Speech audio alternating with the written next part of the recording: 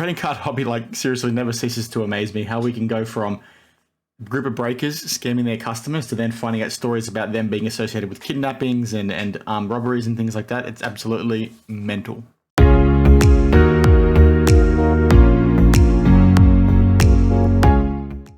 Hey everyone, Dan the Card Man back again. Welcome to another weekly news video. Very glad to have you here. Thanks for joining. Now, today's topics are going to be pretty interesting, one of which is a pretty serious follow-up to the information I talked about in my last video, and that was on Platinum Card Breaks scamming their customers out of a Justin Fields National Treasures redemption.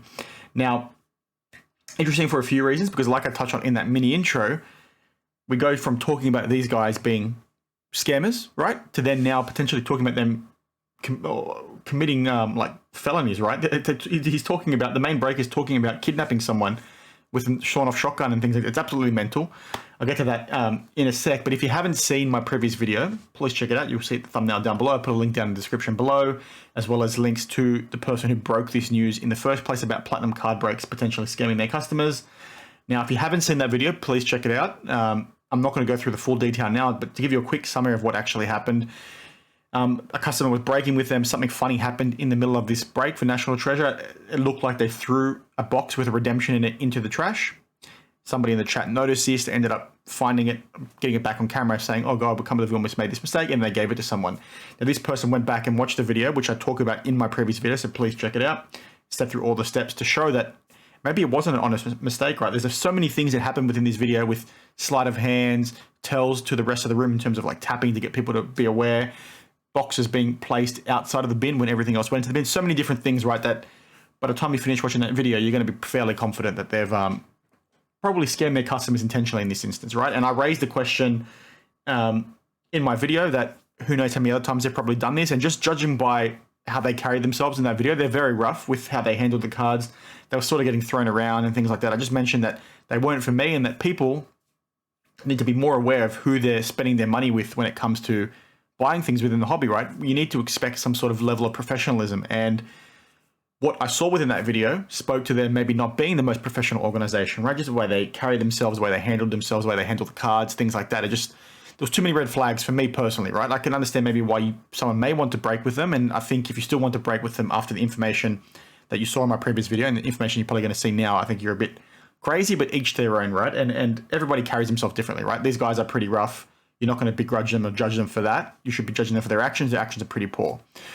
But long-winded story there, sorry. But to give you some context, Sports Card Radio, who did speak on the previous scam that I spoke about with the Justin Fields National Treasure redemption, a day later released this video, which is an audio capture from G, and the guy you can see on your camera right now. He's the main breaker from Platinum Card Breaks. He's the one that looked to be most heavy-handed in the scam that took place. He was the one handling the box. He's the one that looks like he intentionally hid the redemption card, and then he's the one that had the awkward motion with the sleight of hand when he wanted to pretend that the box with the redemption in it was accidentally thrown into the trash, right? Lots of questions, so you need to check that out. But this is like the head honcho. And what Sports Card Radio did, I don't know where this audio came from, and it goes to what I said in that mini intro, right? We went to talking about these guys being potential scammers from a hobby perspective, right? And that's sort of being the be-all end-all. But then now, this audio with G talking through the whole thing goes for 13 minutes. He basically says that he's kidnapped someone with a weapon, right? He's used a sawn-off shotgun because somebody, he must own a pawn shop or did historically. The pawn shop was robbed. He wanted to go after this person to get his stuff back, so he kidnapped this guy's woman or something, or wife, I should say, not woman, girlfriend, whatever you want to call it. Went after this guy, threatened him, hit him, assaulted him, blah, blah, blah.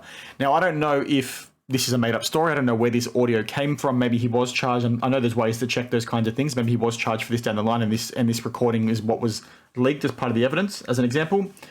The reason why I wanted to flag this to you, right, is because this speaks to their character, right? And it goes back to my point from my previous video that you need to be really mindful and watchful a word, you need to be really mindful of who you're spending your money with, right? Because there's so many people in the hobby. It's like all facets of life, right? It doesn't just have to be limited to a hobby. There's so many people out there these days that are more inclined to try and scam you and rip you off. And when you hear stories like this about people, and listen, if he was a criminal in the past, people can change, right? People can go to prison, they can do their time, they can become reformed, right? Doesn't mean you're a bad person. Like maybe you were back in the day, but you have opportunities to learn and improve, right? And become a better person.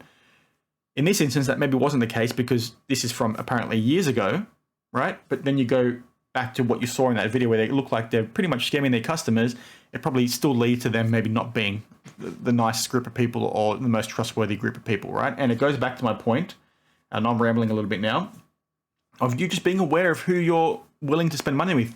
You see so many people like with the Marks Cards things, with Backyard Breaks, these other grading companies and things like that that are actively trying to scam people and rip people and steal people's money. Before you start spending money with people, just because you see them on a YouTube video doesn't mean they're trustworthy, right? Just because you see me on a YouTube video doesn't mean I'm trustworthy. I know I'm trustworthy, but you guys shouldn't buy into that unless you know me and you communicate with me and things like that. Just because somebody's doing these kinds of things doesn't mean you can trust them. And so many people you see are so quick to spend money with people because they see them on TV, or they'll see them on a YouTube channel, or they'll chat to them on Instagram.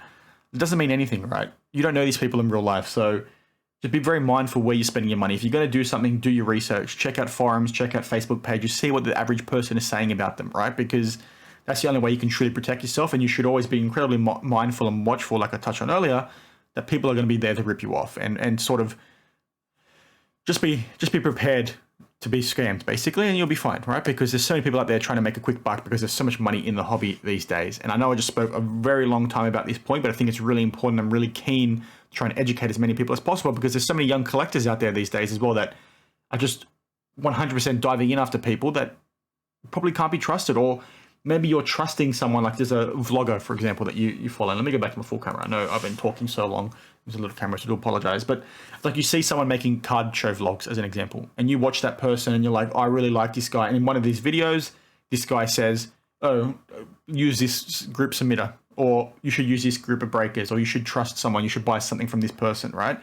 Like maybe the person that does the vlogs is someone you trust and you've talked with in the past, but from their perspective, maybe they've only met this person once or twice, so they've got some kind of business venture going on in the background. So when they endorse something, they haven't done the research, but because you trust them and you trust their word, you're going to just dive straight in. Like this, that sort of happened with Mark's Cards, right? So many vloggers and things like that supported him early on, but they didn't know shit about him. So then because you truly trusted the vlogger, as an example, that made you put the blinkers on, right? And you're like, oh, I'm just going to follow what they're doing, right? Like, no, you need to do your research. Be very mindful who you're supporting, and you should be fine, right? And I know I rambled a lot, so I do apologize. Now, the next point is really interesting, and this is going to be something I'm going to talk about in an upcoming video. And I've spoken about that for the regulars for a couple of weeks now, but there's been a few videos that have come up, such as the one I talked about in my video from the other day with the breaker scam and things like that, that I've needed to try and talk about. And this video is going to be on how the grading companies are essentially letting us down as customers and how they're not providing us with enough value as customers, right? Like we're spending a lot of money to get cards graded and we're not getting a level of service in return that should meet the amount of money we're paying, right? And something like this is so evident, right? You've got this Marvel Universe 2014 Spider-Man card. It got a PSA 10.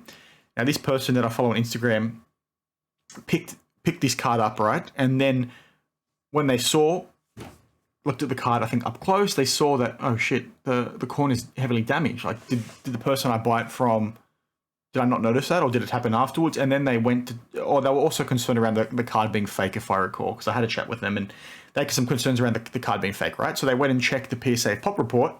And when you check the PSA pop report for your specific card, there would be a scan of the card, right? As before it got shipped out from PSA. And this image that you're seeing here now is the actual image on PSA's website. So they've graded this card as a PSA 10 when there's very clearly a really damaged corner, right? So it's pretty amazing. And this is not siloed to like this one instance, right? This is a very common occurrence in the modern day, right? You hear so many stories about this. I hear things and see things like this a couple of times a month, if not more, right? So it's just amazing how these grading companies can still be prepared to charge so much money, but then dish up crap like this, right? Can you imagine if you were a customer and you paid $300 to get a card graded priority, okay, and then it ended up taking longer than it was expected to, and then it was an expensive card, you got upcharged, and then it comes back like this, right? Or in the other instance, because they're the ones making mistakes, right? What if this corner damage was damaged in-house at PSA? I've heard stories like that too. So it's just a bit mental. You're paying all this money, and what kind of service are you getting in return? You having a 10 in that card, that's a genuine 10, now looks bad because this other person also got a 10, and it sort of puts PSA's name down. So it's like, where's the value, right? It's just very messy. So keen to get your thoughts on that and whether you've experienced similar things from PSA in the past.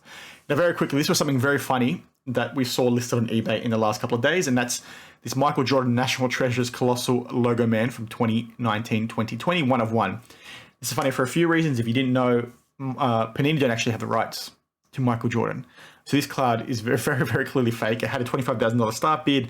A lot of people teasing it because it was flagged as eBay's authenticity guarantee program. So they're like, oh, is eBay going to stuff up? Is CSG going to stuff up? Because they're the ones who do the authentication for eBay. Are they going to stuff up and say this card's authentic when everybody knows it's fake? The reason why we know it's fake is because, like I just said, Panini don't have the rights to Michael Jordan cards. That's with Upper Deck, if I remember correctly. Now, very clearly fake card. It's actually not on eBay anymore. So if you go searching for it, you're not going to find it because eBay have since taken it down. But it's just pretty amazing what scammers are trying to do these days, because I guarantee you there are people out there that wouldn't have known that this card was fake, right? Because not a lot of people know that Panini can't print Michael Jordan cards. And the rights are so bad that some cards in the past that Panini have printed with a player in the shot, right? Like say it was a Scottie Pippen card, and you can actually see Michael Jordan in the background. There's one card out there, I'm pretty sure Panini's been sued for that, right? Because you can't have anything Michael Jordan related on Panini products. Now, this goes to a point I've touched on multiple times in the past. You need to be aware of what people are willing to do to try and get money from you these days. Scammers are going mental. There's going to be people out there that don't know this is fake. Like I said, they don't know the rights situation, so they would have bought into it. We're very lucky that these sellers set a ridiculous price, right? Because I think what they could have happened, they could have set it at like a $300 or $400 price point as a mistake, and then sent it off to the customer who thought they got a quick steal because the person didn't know what they had, when in reality you as a buyer didn't know what you had, and then you're out of pocket $300-$400.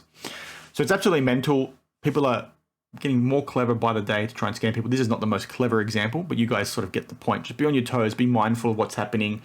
Just be overly skeptical, right? Because it's not just a hobby these days. You've got people out there that are really trying to take advantage and try and scam us, and those kinds of things are prevalent in the world in its entirety, right? It's not limited to just trading card hobby, but because the hobby is like $1 billion industry now, multi-billion-dollar industry, we're going to see more of it. Be on your toes, be prepared to speak up when you do see crap like this happening, right? Because we need people to speak up. I speak up on a lot of this negative stuff as much as I can. Like, I'm a huge collector at the end of the day, but when I see stuff like this, I'm not going to let it slide like so many people do. You need to talk about it. You need to call this stuff out, because we need to try and protect our fellow collectors, and we need to tell people that this stuff is not on. It's not okay. We need to educate as many people as possible and make the hobby safe, sustainable, and then fun, more importantly, right? That's the most important thing at the end of the day. So a very long video to only talk about 3 things, but sorry, I went on a bit of a rant. I just wanted to flag some of this stuff because it's really important to me, and it should be to you as well. So I hope you did like it. Please share your thoughts on any of the points down below, preferably, well, I shouldn't say preferably, but I'm really keen to get your thoughts on the first point and what you make of that whole platinum card break stuff, right? It's just absolutely freaking mental to have like breakers and scamming people to now having information about them being kidnappers and things like that, whether it's fake or real, who knows. It's just a very strange world. The trading card hobby, like I said at the very start, never ceases to amaze me.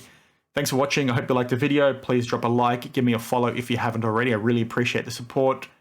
Got some really cool stuff happening. I'm really keen to share it with you all. Like I said, thanks for watching, and I'll see you in the next one. Cheers.